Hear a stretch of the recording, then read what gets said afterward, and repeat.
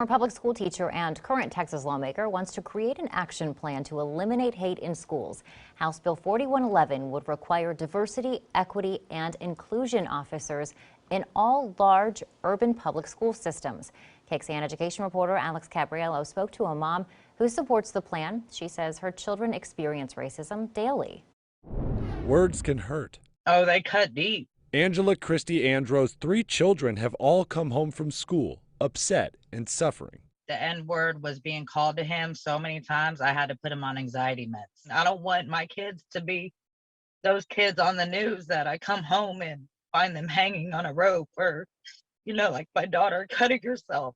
Like, she could have taken her own life, and she was only 11, 12 years old. As a former public school teacher, I always think about how our public schools can be the first line of defense against radicalization for our young boys. Representative James Tallarico, who filed the bill, pointed to statewide statistics. The Texas Education Agency shows more than 70% of all public school students are non-white. He said failing to recognize this diversity is a disservice to each child and who they truly are. We've got to get better as educators in learning how to interact and how to support our students who look different from us, who may come from a different background than we do.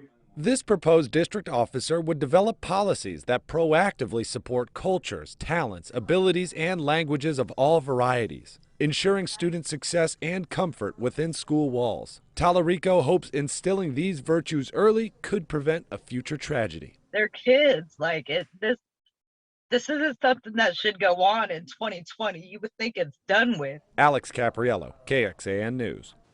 Some school districts have already adopted diversity, equity, and inclusion practices. For example, over the last 8 months, Eanes ISD has worked with a consultant to identify possible flaws within the district and make curriculum changes to support students.